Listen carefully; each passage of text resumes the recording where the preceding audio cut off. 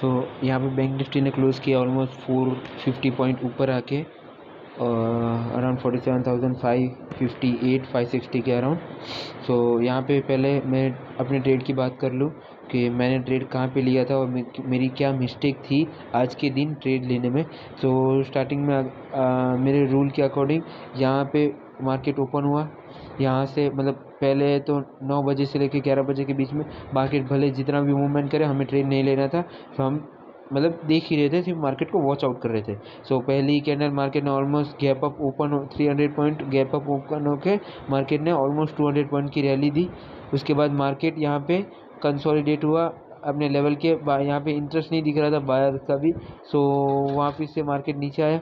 सो उसके बाद market continuously एक रेंज में चल रहा था, एक रेंज में था। मुझे लगा कि है ना, अगर ये जो लेवल है 47,500 के ऊपर सस्टेन कर रहा है, अगर मार्केट इसके नीचे एक बार टिक दे या तो इसके नीचे अगर आए तो एक हमें मूव मिल सकता है एक 400 का। यहाँ से 50-60 पॉइंट देख रहा था, मैं ज़्यादा नहीं देख रहा था, लेकिन मार्केट ने मतलब मुझे कोई एंट्री सेटअप परफेक्ट मिला नहीं।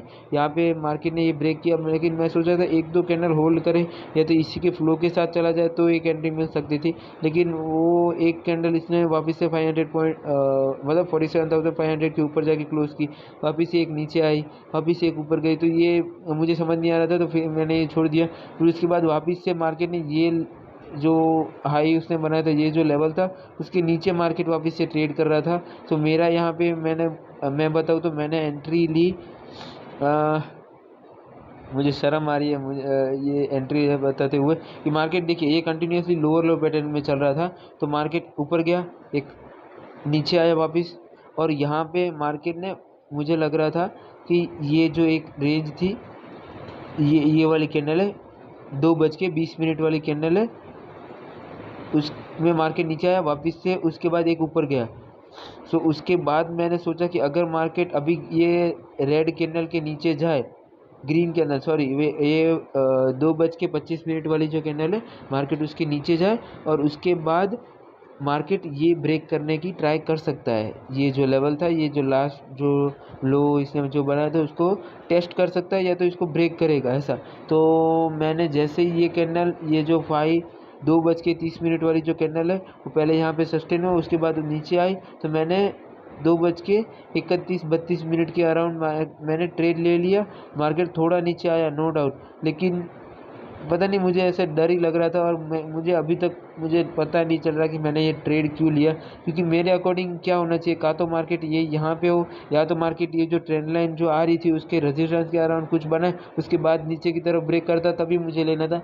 लेकिन पता नहीं मेरी साइकोलॉजी क्या हो गई है, तो मैंने जस्ट वो स्वाइप कर ही दिया, तो वो ट्रेड आ गया। मैंने सोचा कि अगर थोड़ा ही पॉइंट के यहाँ पे मूवमेंट मिल जाए तो ठीक है, हम प्ले कर सकते हैं वो मूवमेंट को, बट नहीं हुआ। तो मैंने एक बार के लिए ये वेट किया कि अगर मार्केट थोड़ी देर यहाँ पे, क्या पता यहाँ पे ये ग्रीन के अंदर थोड़ी एक छोटी बने, उसके बाद एक ब्रेक करे, उसके बाद एक अच्छी मूव मिले यहाँ ओपनिंग तक, लेकिन मार्केट ने वो किया नहीं, इसी के साथ ऊपर ऊपर जाने लगा। तो मैंने जिस कैंडल में मतलब यही कैंडल में मैंने ट्रेड लिया और यही कैंडल ने मुझे एग्जिट कर दिया।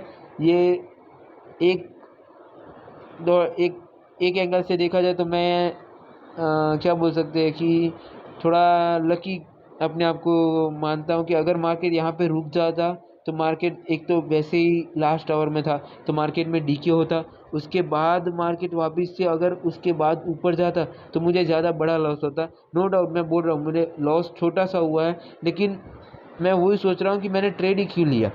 फिर उसके बाद मार्केट ये लेवल के अराउंड यहाँ से देखिए मार्केट ऊपर गया। सो ये जो एक लेवल था यहाँ पे मार्केट ने एक मतलब ब्रेकआउट जैसा कह सकते हैं, तो मार्केट एक ऊपर की तरफ गया, तो मैंने एक छोटा सा ट्रेड लिया और छोटा सा ही ट्रेड एग्जीक्यूट किया, और ज़्यादा पॉइंट में नहीं, रनिंग मार्केट में ही मैंने ट्रेड ये जो लेवल है ना ये वहाँ पे एग्जीक्यूट किया और थोड़ा सा ही ऑप्शन थोड़ा मूव किया, उसके बाद ही मैं निकल गया।